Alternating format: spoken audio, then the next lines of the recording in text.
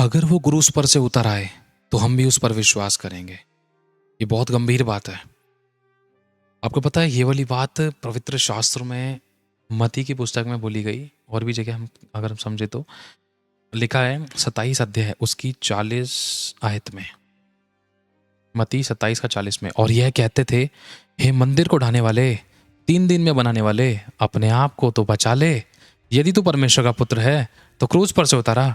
इस रीति से प्रधान याजक और भी प्रधान याजक भी शास्त्री और पुरनियों के साथ ठट्ठा करके कहने लगे, मतलब वचन को सीखने सिखाने वाले भी ठट्ठा करके कहने लगे कि ठट्ठा करके कहते थे, इसने औरों को बचाया है और अपने आप को नहीं बचा सकता। यह तो इज़राइल का राजा है। अब क्रूस पर से उतर आए तो हम उस पर विश्वास करेंगे ना। उसने परमेश्वर पर भरोसा रखा है। यीशु ने परमेश्वर पे भरोसा रखा है। यदि वो इसको चाहता है ना तो अब इसको छुड़ा ले, क्योंकि उसने कहा था मैं परमेश्वर का पुत्र हूं। इसी यीशु ने कहा था कि मैं परमेश्वर का पुत्र हूं। पुत्र पुत्र तो कह रहा था, तो उसके बाप ने उसको बचाया क्यों नहीं? अगर बचाएगा तो हम विश्वास करेंगे। यीशु मसीह अगर क्रूस पर से उतर आएगा ना तो हम इस पर विश्वास करेंगे कि यीशु मसीह सच में परमेश्वर का पुत्र है। हालेलुया।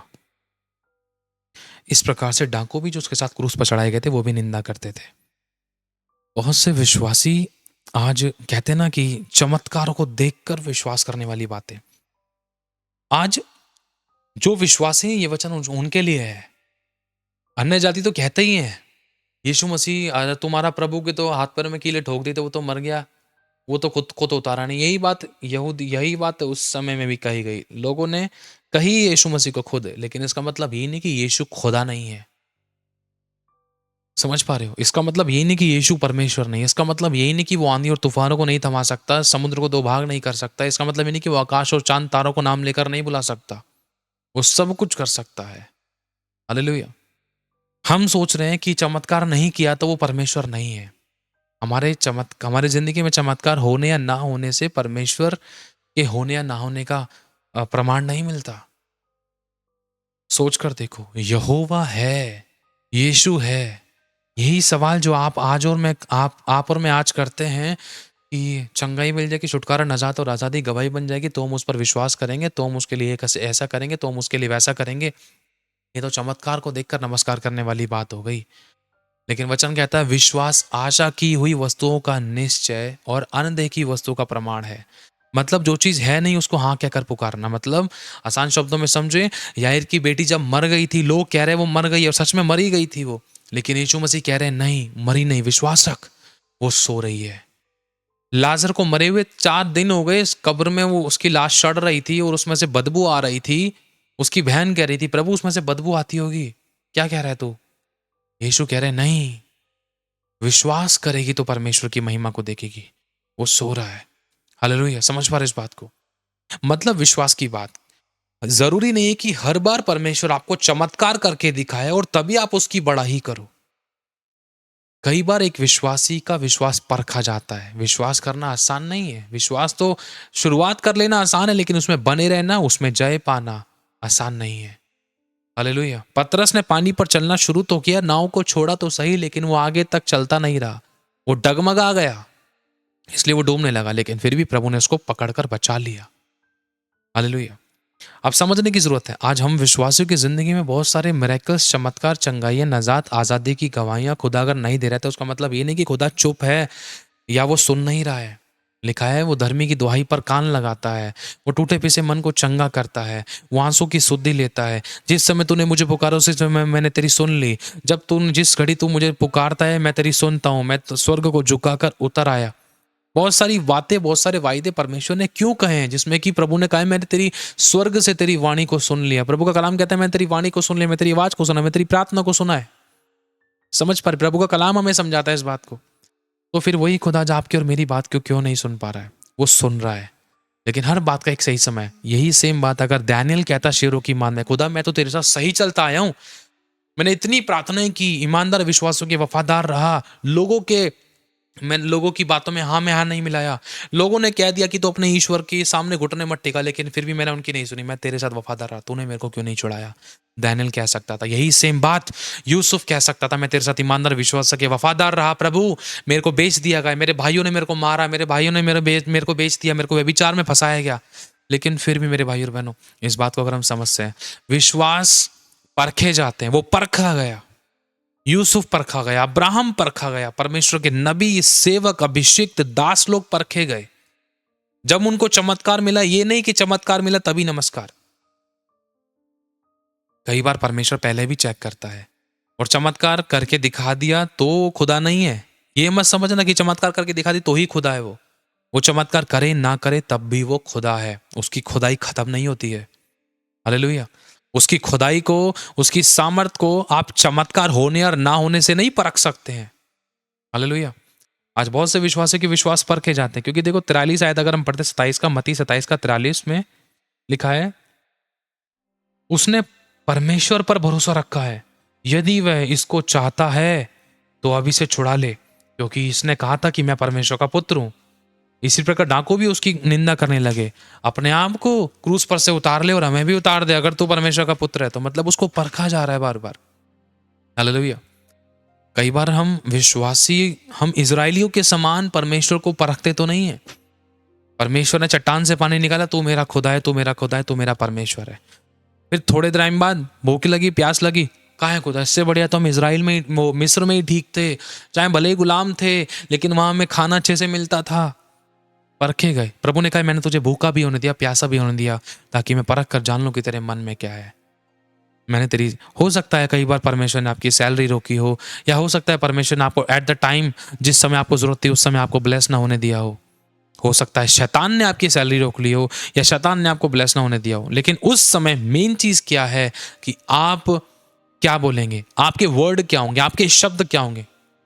कि कोई खुदा नहीं है, अरे कोई खुदा नहीं, कोई यीशु नहीं, कोई परमेश्वर नहीं, या फिर आप चुप लगाकर घुटने टिकाएंगे, जो हो रहा है होने देंगे, या फिर आप जो परमेश्वर ने आपकी जिंदगी में काम किए हैं उन बातों को सोच सोच कर धन्यवाद करेंगे।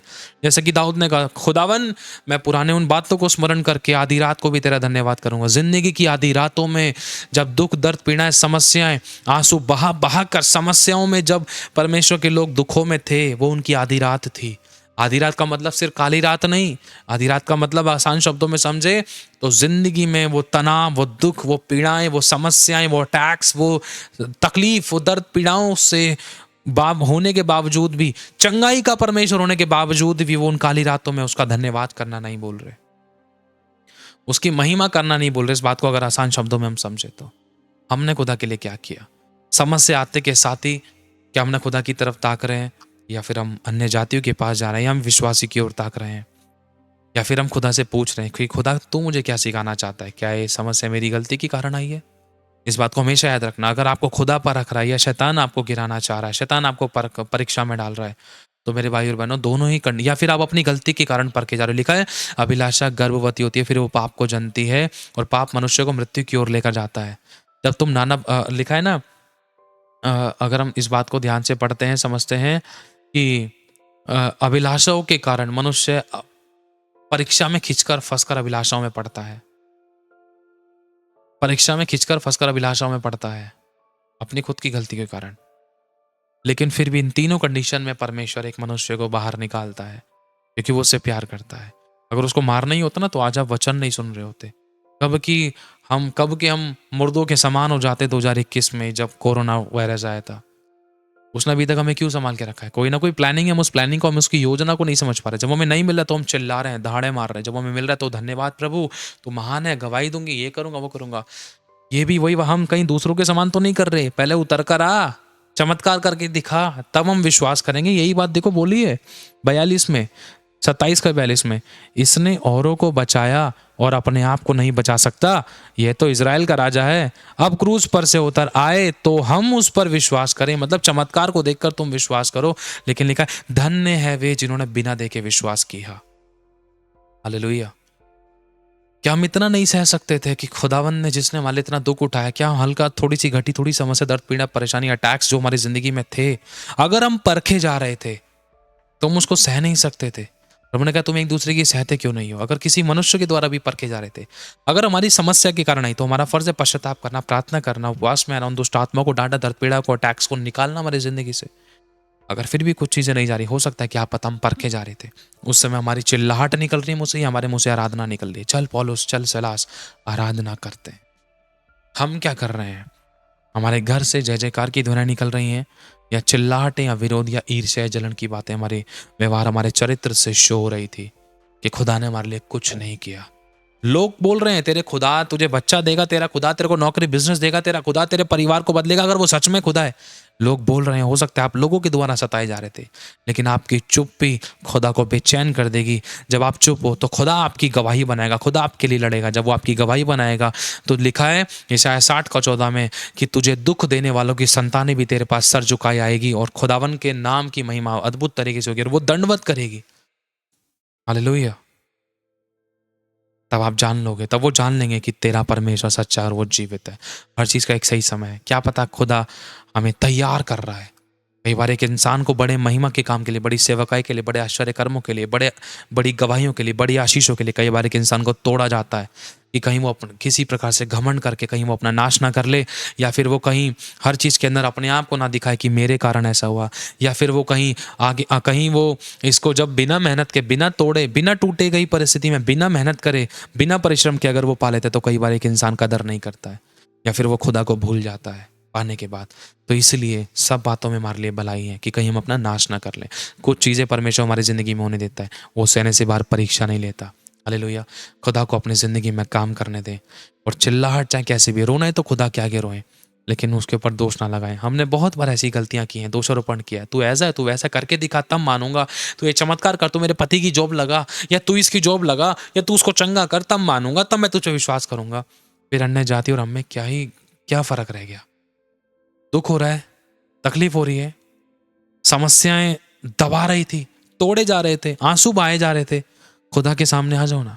खुदा के सामने क्यों नहीं रो रहे? चुप लगा कर उसके सामने रहो। मत होने दो उसकी बेइज्जती संसार में। माफी मांगनी है उससे मैं कि खुदा मैंने तेरी निंदा की, तेरे को मैंने बार बार परखा, तेरे चमत्कारों को कितनी बार मैंने देखा, लेकिन फिर भी समय समय पर मैंने परखा, तूने आशीष नहीं दी, तूने चंगा नहीं किया। लेकिन मैं तेरे उन महिमा के कामों को भूल गया। तूने मुझे कितना अच्छा अच्छा खिलाया भी, पहनाया भी, उठाया भी, बिठाया भी, तूने मुझे चंगा भी किया। लेकिन जब उन्हीं बातों में दोबारा से जब मैं गिरा, जब मेरी परख हुई, तो मैं दोबारा से गिर गया। एक ही क्लास को बार बार मैं पढ़ रहा था प्रभु, क्योंकि मैं गिर रहा था। मुझे जय दिला।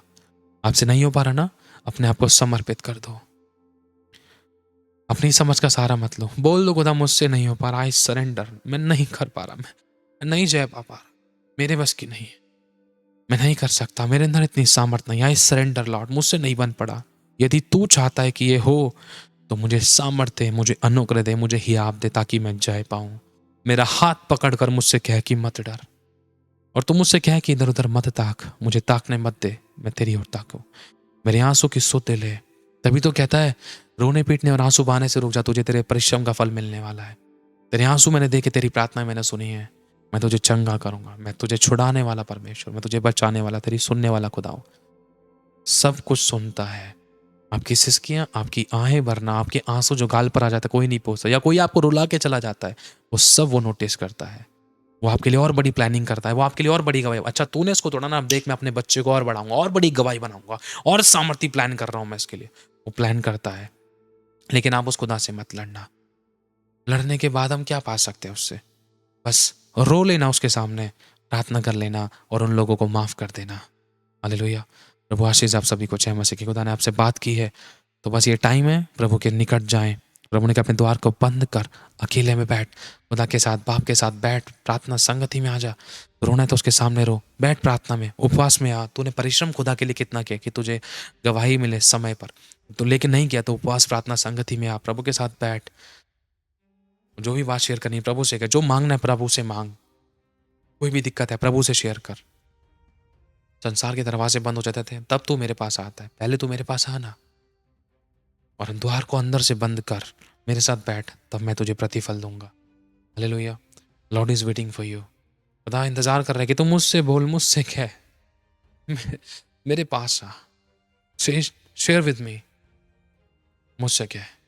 जैसे यीशु पिता के पास जाता था, हे पिता हो सके तो ये प्याला मेरे आगे से टले, आसान नहीं, this is not easy for me, Lord please, अगर तू चाहता है कि मैं करूं, लेकिन तू मुझे सामर्थ्य दे। अकेला था वो चेलों से नहीं बोल रहा कि तुम मेरी मदद करो, मेरे लिए प्रार्थना करो, तुम मेरे पर हाथ रखो, या तुम मेरी सहायता करो, या तुम मेरे आंसू को पोंछो। नहीं, Jesus is going to a lone place, अकेले, खाली, कोई नहीं, सिर्फ जीसस और लॉर्ड, सिर्फ आप और परमेश्वर। अचानक एक सॉल्यूशन होता है। फिर जैसे मूसा संसार की बहुत सारी चीजों को लेकर थक गया था, परेशान हो गया था, मैं क्या करूं उनके लिए, पहाड़ी पर गया समस्या के साथ, मतलब परमेश्वर की उपस्थिति में गया समस्या के साथ, लेकिन जब वो उतर कर आ रहा है सॉल्यूशन के साथ उतर कर आया, मूसा सॉल्यूशन के साथ उतर कर आया। और अगर हम देखते हैं यहोशू, याकूब, और अगर हम देखते हैं आसान शब्दों में यीशु मसीह, और अगर हम देखते हैं अब्राहम, छुटकारे, सॉल्यूशन, गवाही, महिमा, हियाब और सामर्थ और गवाही महिमा के साथ उतर कर आए हैं, सेम वैसे नहीं रहे।